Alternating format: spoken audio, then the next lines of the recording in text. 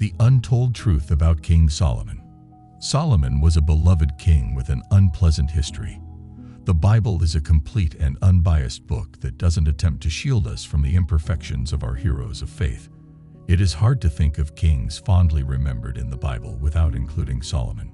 He will always be remembered as a king who loved God so much that he gave 1,000 burnt offerings, asked him for wisdom, and then led his people with such uncommon understanding that brought peace and ended wars.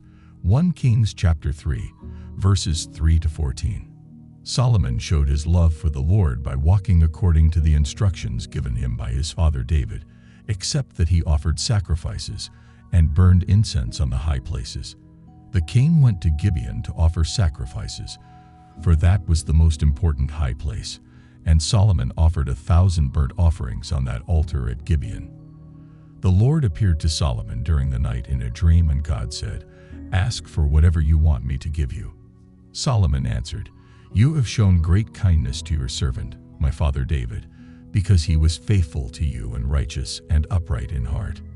You have continued this great kindness to him, and have given him a son to sit on his throne this very day. Now, Lord my God, you have made your servant king in place of my father David, but I am only a little child, and do not know how to carry out my duties.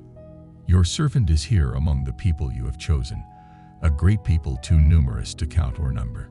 So give your servant a discerning heart to govern your people, and to distinguish between right and wrong, for who is able to govern this great people of yours?"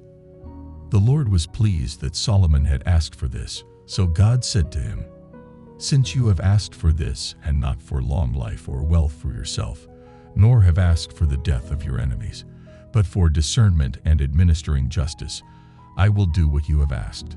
I will give you a wise and discerning heart, so that there will never have been anyone like you, nor will there ever be. Moreover, I will give you what you have not asked for, both wealth and honor, so that in your lifetime you will have no equal among kings.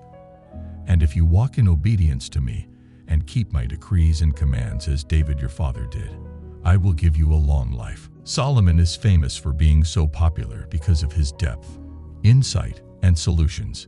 He wrote some of the well-known books in the Bible, such as Ecclesiastes, Songs of Solomon, and Proverbs, which are books overflowing with insight.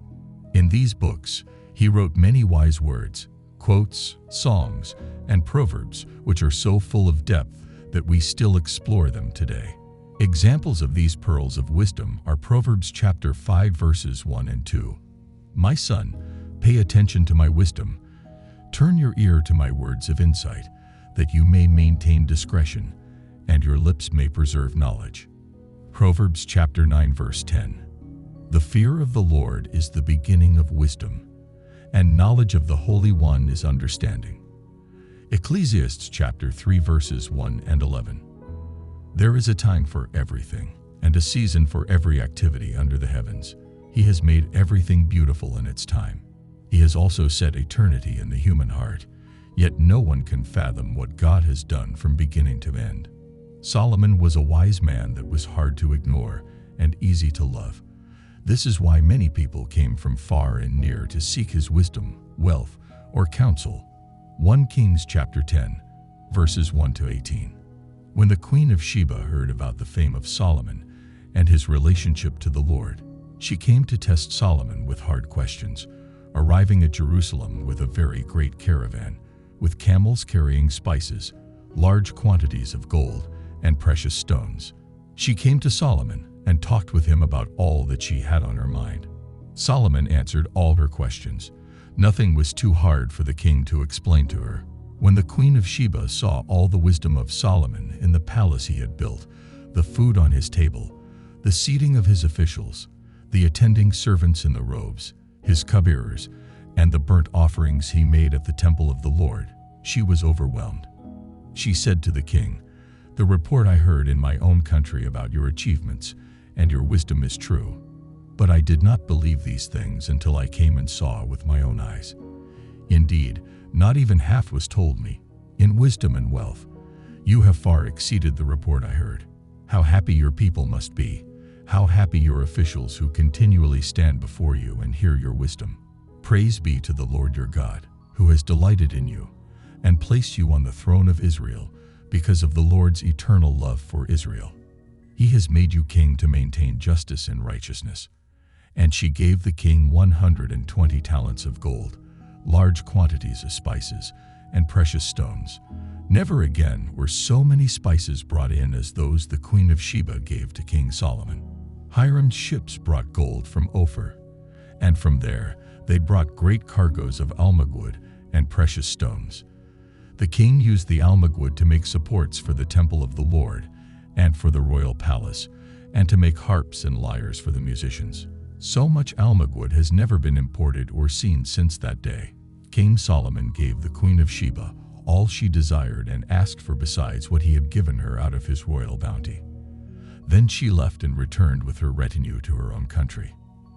The weight of the gold that Solomon received yearly was 666 talents, not including the revenues from merchants and traders, and from all the Arabian kings and the governors of the territories. King Solomon made 200 large shields of hammered gold. 600 shekels of gold went into each shield. He also made 300 small shields of hammered gold with 3 minas of gold in each shield. The king put them in the palace of the forest of Lebanon. Then the king made a great throne covered with ivory and overlaid with fine gold. However, very unpleasant and downright messy aspects of his life, such as his marriage to 700 women and 300 concubines, are astonishing. 1 Kings chapter 11, verses 1 to 13. King Solomon, however, loved many foreign women besides Pharaoh's daughter: Moabites, Ammonites, Edomites, Sidonians, and Hittites. They were from nations about which the Lord had told the Israelites, "You must not intermarry with them, because they will surely turn your hearts after their gods." Nevertheless, Solomon held fast to them in love. He had 700 wives of royal birth and 300 concubines, and his wives led him astray. As Solomon grew old, his wives turned his heart after other gods, and his heart was not fully devoted to the Lord his God, as the heart of David his father had been. He followed Ashtaroth, the goddess of the Sidonians, and Molech, the detest. King Solomon, renowned for wisdom, found his reign marred by the complexities of love, wisdom, and the shadows of idolatry. Thanks for tuning into the video. If you enjoyed it, don't forget to hit that thumbs up button. Your support is greatly appreciated.